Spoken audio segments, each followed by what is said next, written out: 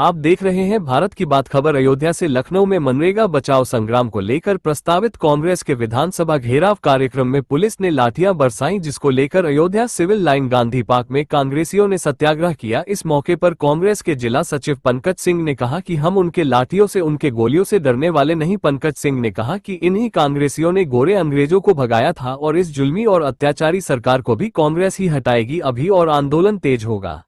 सत्याग्रह शासन के खिलाफ रहा, अराजकता का जो माहौल देश में है, और सबसे बड़ा सत्याग्रह का कार्यक्रम ये रहा कि हमारी 17 तारीख को विधानसभा घेराव का कार्यक्रम था, जिसमें तमाम बड़े जो है नेताओं को नजरबंद कर दिया गया, वहां तक पहुंचने नहीं दिया गया। सरकार हमारे यहाँ उत्तर प्रदेश नहीं, हिंदुस्तान में, पूरे विश्व में कांग्रेस एक इकलौती सरकार थी भारत देश में, जहां असक्षम अकुशल कारीगरों के लिए रोजगार की गारंटी की व्यवस्था कानून था, जो विश्व का प्रथम कानून था। पूरे विश्व में भारत ही एक ऐसा देश था जो महात्मा गांधी राष्ट्रपिता के नाम चलाया जा रहा था।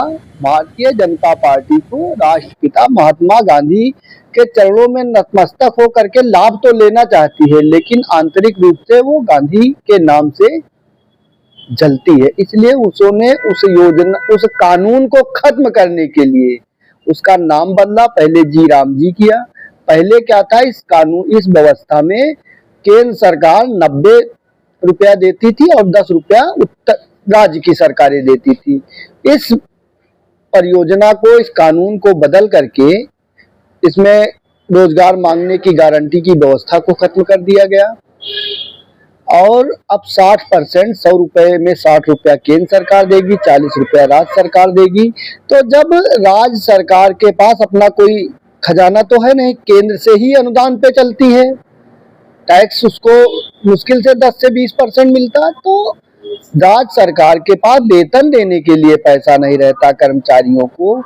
तो आप ये बताइए कि जब वो 60% का पैसा केंद्र सरकार देगी, 40% ये दे नहीं पाएंगे तो कार्य कैसे होगा। और इसी में ग्राम सभा के प्रधानों के हकों को भी काट दिया गया कि ग्राम सभा का प्रधान अपनी मर्जी से मनरेगा का काम नहीं करा पाएगा। तो इन तमाम मुद्दों को, जैसे पहले था मनरेगा में तमाम ऐसे मुद्दे थे, तमाम विभाग थे, जैसे पीडब्ल्यूडी, वन विभाग, तमाम ऐसे विभाग थे जो सरकार के विकास कार्यों का काम करते थे, सबको पैसा मिलता था। पीडब्ल्यूडी के जैसे पहले था कि उनके यहाँ वर्क आर्डर का काम होता था, मजदूर रखे जाते थे, तो अब जो है उसमें मजदूर रखने की प्रथा खत्म हो गई, तो मनरेगा के माध्यम से ही पीडब्ल्यूडी के कच्चे काम होते थे। तो उस व्यवस्था को गवर्नमेंट ने धीरे धीरे खत्म कर दिया, पैसा देना पूरे विभाग को उसने बंद कर दिया। तो जब ये सरकार आई तो धीरे धीरे गांधी के जितने नामों का कार्यक्रम था उसने धीरे धीरे बंद किया और इसी व्यवस्था को लेकर के हम लोग पूरे धरना प्रदर्शन पे थे और विधानसभा में हम शांतिपूर्ण धरना प्रदर्शन करने जा रहे थे, जिसको पुलिस बल के ताकत के साथ लाठी डंडों से रोकने का प्रयास किया गया। हमारे तमाम नेता चोटिल हुए, हमारे माननीय प्रदेश अध्यक्ष जी को भी चोटें आई, उनके हाथ में मैनुअल फ्रैक्चर हो गया और उनके कुर्ते भी फट गए।